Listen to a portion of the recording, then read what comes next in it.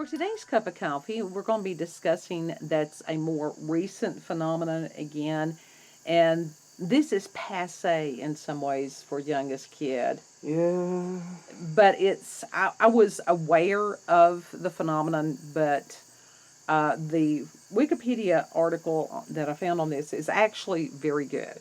Mm-hmm. So I don't know who had written this one, but definitely we'll put the link in the description box, and whoever the author is, would love to credit them. Not all Wikipedias are good, Yeah. but we're going to be discussing creepypasta. Oh, we love that. Well, this is, like I said, I had been aware of this, what they were, had heard a few of them. Some of them, it was a matter of who had read the creepypastas. Some people are good, some people are not. So, and kid talking about them. Or at least a little bit about them. Because it's a rabbit hole. Oh, it is a rabbit hole. And so this Wikipedia article says creepypastas are horror related legends that have been copied and pasted around the internet.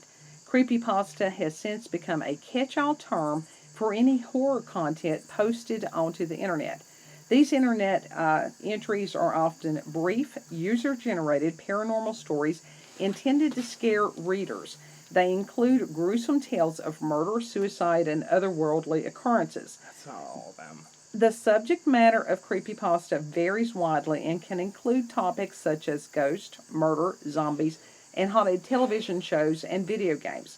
Creepypastas range in length from a single paragraph to lengthy multi-part series that can span multiple media types. Mm-hmm. In the mainstream media, creepypastas relating to the fictitious Slender Man character came to public attention after the 2014 Slender Man stabbing, in which a 12-year-old girl was stabbed by two of her friends. The perpetrators claimed that they wanted to prove the Slender Man skeptics wrong. After the murder Which attempt, they didn't. After the murder attempt, some creepypasta website administrators made statements reminding the readers of the line between fiction and reality. Mm-hmm. Other notable creepypasta stories include Ben Drowned, Jeff the Killer, Ted the Caver, and Sonic.exe. Is that correct? That's partial of them, yeah. And creepypasta, it combines the words creepy and copypasta. The term was coined on the image board 4chan around 2007. Creepypasta denotes viral, copied, and pasted text. The term was coined on 4chan around 2006. That's what somebody else had added. Mm-hmm. On the history of this, the exact origins of creepypasta are unknown. Early creepypastas were usually written anonymously and routinely reposted, making the history of the genre difficult to study. Jessica Roy, writing for Time, argued that creepypastas emerged in the 1990s when the text of chain emails was reposted on internet forums and Usenet groups. Aja Romano, writing for the Daily Dot, stated that Ted the Caver was arguably the earliest example of creepypasta. The story, posted on Angel Fire in 2001, was written in the first person from the perspective of Ted as he and several friends explored an increasingly frightening cave system. Many early creepypastas consisted of rituals, personal anecdotes, and urban legends, such as what is it? Polybius. Polybius and Bunny Man. Mm-hmm. Darcy Nadel, writing for Turbo News, argued that these early creepypastas had to be somewhat believable and realistic to be reposted. Many of the earliest creepypastas were created on the X board of 4chan, which focused on the paranormal. Major dedicated creepypasta websites started to emerge in the late 2000s to early 2010s. Mm-hmm. Creepypasta.com was created in 2008, while Creepypasta Wiki and R No Sleep, which is a Reddit forum or subreddit, were both created in 2010. The websites created a permanent archive of creepypasta, which profoundly impacted the genre. Many authors started using creepypasta characters in their own stories, which resulted in the development of continuities encompassing numerous works. What we're doing, we are seeing and studying the development of a totally new form of sharing, like you said earlier, campfire stories. Yes, campfire ghost stories. This just sorts. absolutely fascinates me. Mm-hmm. According to Time magazine, the genre had its peak audience in 2010 when it was covered by the New York Times. The definition of creepypasta has expanded over time to include most horror stories written on the internet. Over time, authorship has become increasingly important. Many creepypastas are written by named authors rather than by anonymous individuals. Many of these authors attempt to achieve notice through their creepypasta. The copying and pasting of creepypastas has become less common over time. Doing so is seen as intellectual theft by many members of the creepypasta community. And I find that remarkably sad because that sort of takes away the original purpose and the original intent of creepypasta. I don't think so. I think it's actually a really great thing because some authors can actually get recognized on that, and they create amazing stories, and it gives them an outlet to publish those stories. I don't know. It looks like that it should be its own thing, or even a section of creepypasta. I don't want them to get rid of the people adding to their own thing without someone worrying about being sued. We'll get to that about Jenna and Julian in a moment. Well, that comes to, like, for example, the blank the killer creepypastas, the EXE creepypastas like Sonic.exe, Tails.exe, My Little Pony, or Celestia.exe. Oh God, some of those are rough to read, but well, let me finish, and then I will turn you loose, I promise, because this is your genre, this is your age group. This is what I grew up with. Right. Grimm fairy tales and Stephen King and Clive Barker. Clive Barker freaks you out. He doesn't freak me out. I just think his way of writing is grotesque in a lot of ways, and that's the whole point. Unpurposefully, pointlessly grotesque. No, it is pinpoint accuracy with Barker. Now, some of the examples of the creepypasta that they had given, of course, Slender Man, and that is supposed to be a thin, tall humanoid with no distinguishable facial features, who wears a trademark black suit. The character originated in a 2009 Something Awful Photoshop competition before later being featured as the main antagonist in the Marble Hornets alternate reality game. Don't forget, he was also in, Everyman, something like that. There's multiple versions of Marble Hornets, I guess you could say. Everyman Hybrid. There's others that I cannot think of the names, but Everyman Hybrid and Marble Hornets are like the most two popular ones. And according to most stories, Slender Man targets children. The legend also caused controversy with the stabbing in 2014, which we alluded to previously. Yes. Another one is Jeff the Killer, and this is a story accompanied by an image of the title character. In the story, a teenager named Jeff is on his way to school with his younger brother when they are attacked by a group of bullies. Jeff defends himself and his brother and leaves the assailants lying in the street beaten, their hands and arms broken. After his brother claims he injured the bullies and is arrested, Jeff spends several days distraught before going to a birthday party in the neighborhood where he is attacked by the bullies again. Although he manages to kill all of the assailants, he is severely burned during the confrontation after being set on fire. During a stay at the hospital, Jeff realizes that he enjoys harming people and goes insane.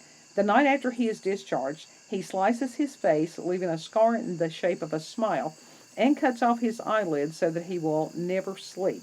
He then murders his parents and brother, whispering, "Go to sleep," while killing his sibling. He becomes a serial killer who sneaks into houses at night and whispers "go to sleep" to his victims before God. killing him. Or killing them, rather. That one is considered a classic creepypasta, but it's also known as one of the worst creepypastas out there. Even the writer admits it's a bad story. It's really bad. Well, you know, it's... And I believe at one point that story was even put to the, oh God, I think it was the Troll Pasta Wiki or Troll Pasta Forum, because it was so bad. It was so bad. But every 13 to 14-year-old loved it. Well, I think it's that fascinating. Tweens. The tweens, loved it. And I think as you've gotten older, you're like, it's pretty grisly. It wasn't grisly. It was bad. It was just... Was it stupid or poorly written? Stupid. It was stupid and it was poorly written. It was poorly written and it was just idiotic. Because, first of all, if you are burned to death with bleach or whatever, your skin doesn't turn white. It doesn't turn paper white. Also, if you cut off your eyelids or burn them off, whatever, first of all, your eyelids have to have moisture. Guess what happens when they do not get moisture? They shrivel up into raisins, basically. Well, you know, and that's... And you go blind. Well, that's the whole thing about stories. It's that suspension of belief. But you still have to have a level of realism based on it. Well, no, not really, but anyhow. You kind of do. Just a little bit. Peter Rabbit. That's not realistic. That's different. It is, but I'm saying that it's a story. It is that suspension of belief. That don't sit there and, you know, binary code it to death. Another of the popular creepypastas is Ted the Caver. And this began as an Angel Fire website in early 2001 that documented the adventures of a man and his friends as they explored a local cave. The story is in the format of a series of blog posts. As the explorers move further into the cave, strange hieroglyphs and winds are encountered. In a final blog post, Ted writes that he and his companions would be bringing a gun into the cave after experiencing a series of nightmares and hallucinations. The blog has not been updated since the final post. So they left it as a cliffhanger? Yeah, I guess you could say, to make it more realistic or whatever, but I never read that story, never listened to the story. I don't know anything about that story. In 2013, an independent film adaptation of the story was released called Living Dark, The Story of Ted the Caver. Yeah, there was also a film adaptation of Slenderman, and guess what? It sucked. Yeah, well, I think that part of that they had to go back and edit it because the release was so close to the event of the stabbing. That was what I had read. It was supposed to be rated R, actually, originally, and you could tell, even from the trailer, that they cut out a lot of stuff that was supposed to be in the movie, and guess what? It ruined it. Well, it was just very, very poor timing. No, it wasn't poor timing. I think they should have just kept it as is, but the killing of the girl, or the stabbing of the girl, was poor timing, because that movie was already in production before that happened. Well, it's one of those things and those girls were already mentally unstable, and that should not be blamed. They were going to do that anyway, so a creepypasta should not be to blame for it, because all of us who were reading it, yeah, sure, there were some of us that believed it, but none of us would actually, until those girls, none of us would actually do some of that shit. And also, in the original creepypasta, Slenderman did not have a fucking mansion. That wasn't until the games or later creepypastas, fan creepypastas of Slenderman. I mean, there's always people when kids do something horrific. Parents look outside of their home and themselves to blame. You're talking to somebody that lived through the satanic panic in the 80s. Yes, everybody looks for everything else to blame but themselves. Right. And it's like, that was just, the satanic panic was an absolute nightmare. Mm-hmm. And Tipper Gore, oh my God. It was horrible. I'm sure those of you out there who lived through it, yeah, you can, it's horrible. It was just horrible. Another of the creepypastas that is popular is called Ben Drowned. Oh, God. And this was created by internet user Alex Howell, and I think his username is Jadusable. I don't know. I don't know his actual username. And Ben Drown tells the story of a college student named Matt who buys a used copy of a video game, The Legend of Zelda, Majora's Mask, from an elderly man at a yard sale. Legend of Zelda Majora's Mask is a really damn good game. Okay, Matt finds that the cartridge is haunted by the ghost of a boy named Ben who drowned. After deleting Ben's save file, Matt encounters disturbing glitches and scary messages such as, "You shouldn't have done that," and "You've met a terrible fate, haven't you?" In May 2015, Variety reported that Clive Barker was developing a television series adaptation of Ben Drowned in partnership with Warner Brothers, but Howell later confirmed that the project was no longer in development. That's really sad. I don't think it is. I think it shouldn't be put into actuality. Well, I don't know. Into actual film adaptation. Well, I can understand that. I can understand your point of view on that. There are actually subgenres of creepypasta, which lost episode creepypastas, and these describe supposed television episodes, typically kids shows, Yes. that were either never aired or removed from syndication due to their violent and grotesque content. Happy. These supposedly lost episodes Candle often Cove. focus on suicide or imply the viewer will suffer great harm. Squidward Some suicide. lost episode creepypastas focus on local public access shows rather than nationally syndicated shows. Yeah, those are the ones that you've shared with me a lot, the lost episodes. Like I said, Happy, Squidward Suicide, oh god, Candle Cove, which they actually made.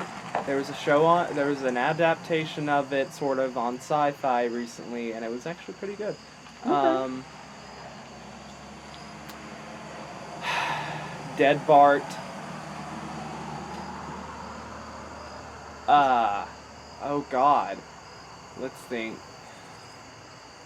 There's so many SpongeBob lost episode creepypastas. Fuck. There's too many to name. Now, a lot of these are in video format, are they not? The lost episodes, the ones I have seen, of course, were in video format. Yeah, fan versions Right. of videos, but none of them are real. Well, I understand that, but I'm just saying, instead of them writing about what happened, they've made videos of supposedly what happened. It's usually the fans that are making the videos. Sometimes it's the writers, sometimes it's not. I understand that, but I'm saying, instead of writing a creepypasta, this is a video form of creepypasta. Well, that's like with Ben Drowned, the thing that made that one so believable, even though it was also poorly written, was the fact that he had, quote-unquote, video proof. Right. And screenshots or whatever to back it up. But obviously, those were all fake.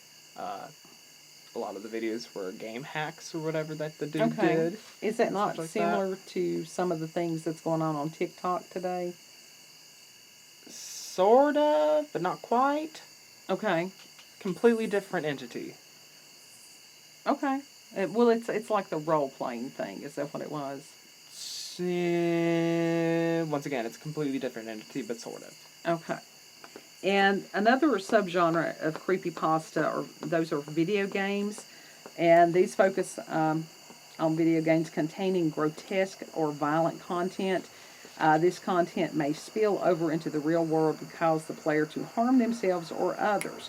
Many video game creepypastas reveal the conflict to be caused by malevolent entities such as ghosts or artificial intelligence.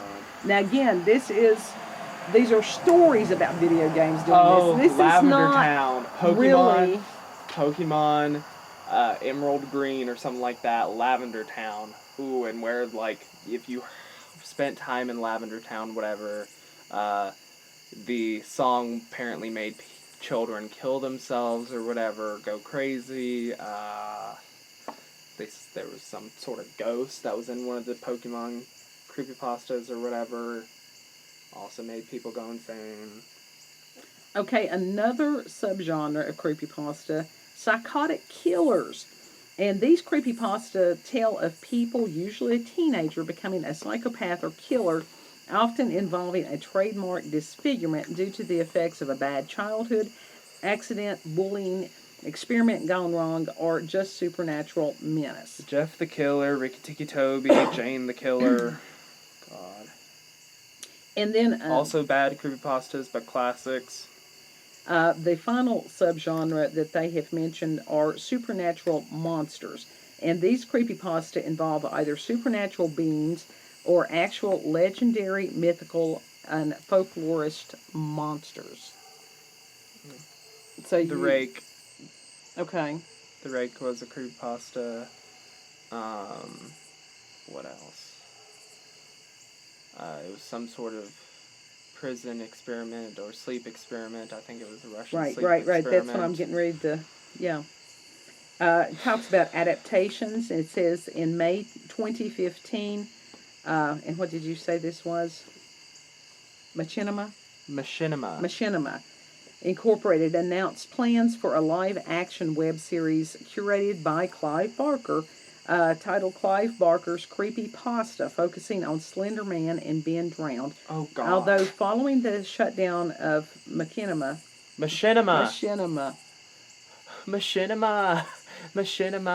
the series was never produced. Each season of the American television series Channel Zero is based on a different creepypasta.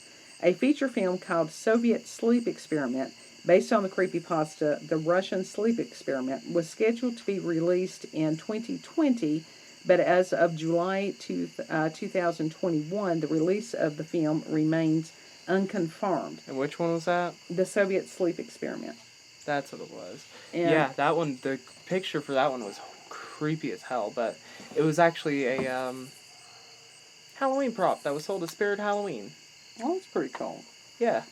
But within this, and especially if it is the age group, the tween age group that you're talking about, I'm sure that all ages enjoy the creepypasta, which is, again, sort of, I don't want to say it's Grimm's fairy tales because that was a collection of folklore that had been there for sometimes hundreds of years before somebody took the time to write it down. Mm-hmm. It's a lot of times kids in that age group trying to somehow cope with the reality of death. And so within that, there comes this fascination with the subject. And I think part of it has to do with them realizing, getting to the point, it's like, hey, I could die. Yeah, sort of. There is, like I said, that. Some of us also joked that we would gladly let Jeff the Killer stab us or kill us, whatever. Gladly let Slenderman take us wherever. Right, and that is part of that fantasy, that it wouldn't be that bad. And as people age and get older and they're like, oh, reality is much worse than any fiction could ever be. Yeah, very much so. But that's just it. Creepypasta is nothing more than fantasy. It's nothing more than modern day campfire ghost stories.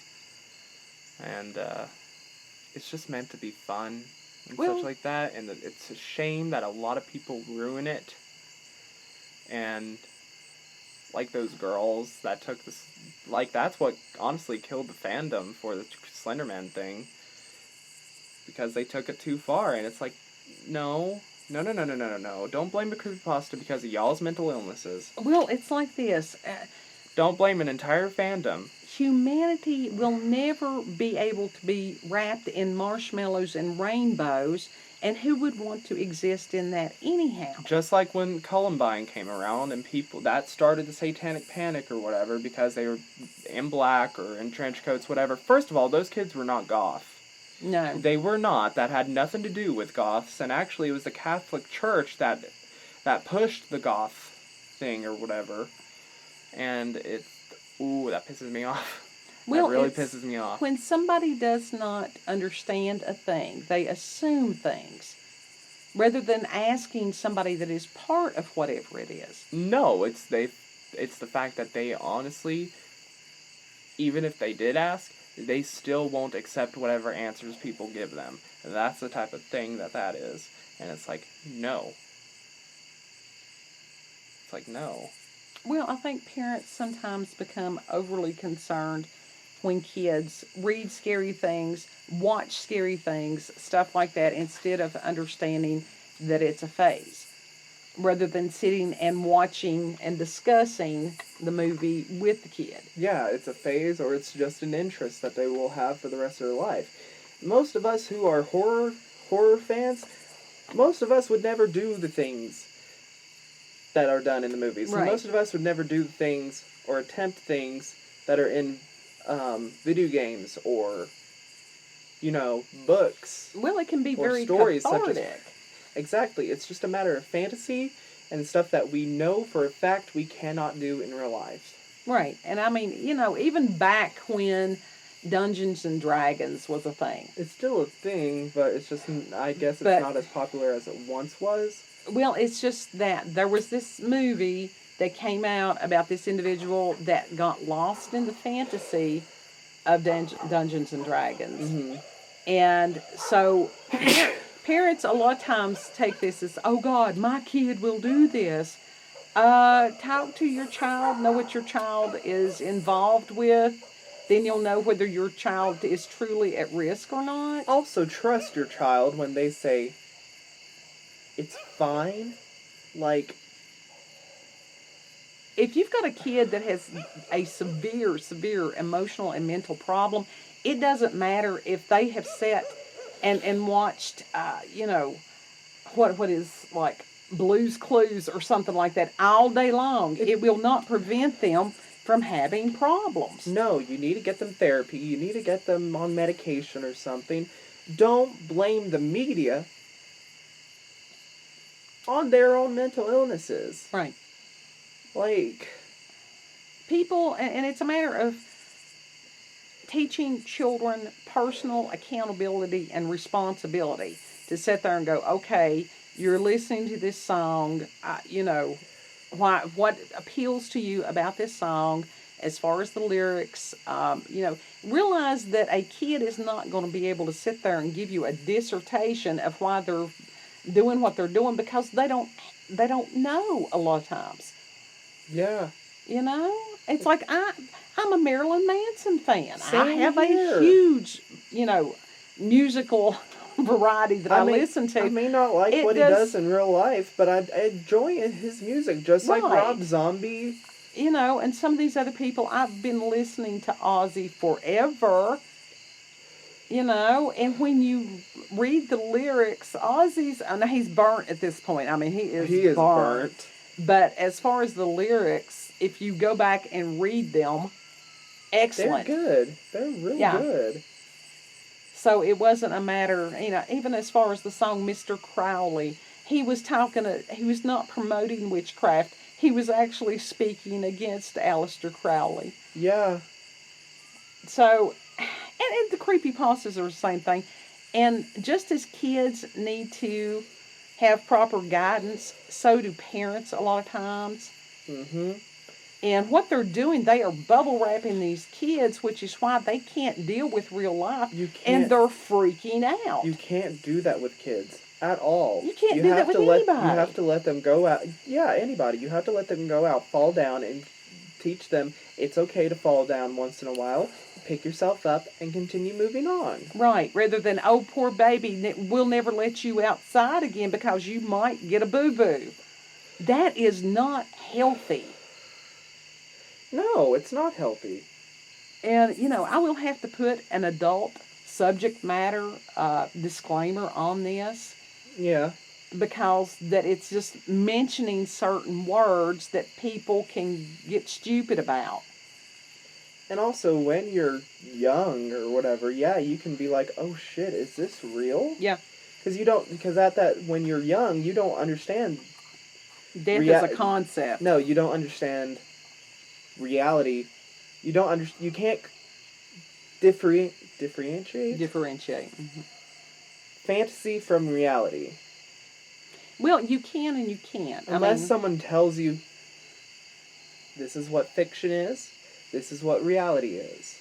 Well, Kids don't naturally comprehend that. people have gone back and they're trying to ban things like Daffy Duck and Bugs Bunny, and they're like, oh, well, this was really violent. No, people have gotten really stupid. Yes, and even with that, you teach your kids, see what happens if you do that in real life, you'll get put in jail. You'll get bad consequences. I mean, I don't understand. It's like humanity seems to have gone backwards, and a lot of this comes from the helicopter parenting. Mm-hmm. And, there's a difference between neighborhood kids. If you leave them alone, if they get in an argument, guess what? They develop conflict resolution skills, which Absolutely. most people today do not have. No, they do not. And, to sit there and go, well, baby princess, nothing's ever going to bad happen to you. No. Mm-mm. Guess what, baby princess? First of all, you ain't no baby princess. And second of all, bad things do happen. You can pretend to be a princess, but you're not actually a princess. Help that child develop the coping skills that they need. Exactly. Because life happens. Mm-hmm. And it's all right to, consume the media or whatever. Just understand that it's nothing more than fantasy. Except as far as the talking heads in the boxes that are trying to feed people what they view as reality. No, I mean, you teach them to even question that. Question everything. Yes. Absolutely. Don't sit there and believe everything that you read or hear. Right. Well, see, that's just like the creepypasta. I read that because I was not familiar with it. I was familiar with some of it. But I asked you because you grew up with that genre. I did. And you immersed yourself, you have a greater understanding of that than I do. Yeah. And I was into creepypasta heavily when I was like, 12 to 16, I think. Right. 12 to 16. But I understood that it was fantasy. Yeah, but you also had a mama that, if you got hurt, was going, is there blood? Is there protruding bone? No! I did. You're fine. You'll live. Mm-hmm. It's like, you're all right. You just scraped your knee a little bit. You're fine. Yeah. Put a Band-Aid on it. Go on. Yeah. And that's the way to teach kids, honestly. It is a matter of teaching resilience. Absolutely. To overcome obstacles and different things like that. So, yeah. That's like, I watched Daria, and I watched, when I was younger, I watched Futurama, The Simpsons, Buffy the Vampire Slayer. But because I had a parent that actually taught me, no, this is not real life, you cannot do that. Right. I knew not that stuff wasn't possible. Right. Course, and if I if I attempted some of that stuff, I would have pretty bad consequences for my actions. Of course, you and your brother had a parent that practiced handcuffing techniques on y'all. Y'all used and martial arts takedowns. Y'all sparred with us. Yeah. Y'all used us as sparring dummies. I didn't hit you full out, no, but it was a matter of block. Yeah. If you didn't block right, I'd tap you. Yeah, just a little bit. But. Yeah. So, anyhow, creepypastas. Find some that are good, enjoy them, write some that are good, let others enjoy them. But I'm scared if creepypasta fandom people come watch this video, I'm scared that they're going to come attack us. For what? Because, they can be vicious sometimes. They can be vicious. Especially if we're saying something bad against a creepypasta. Let's say Jeff the Killer, Ricky Tikki Toby, which are horrendous creepypastas.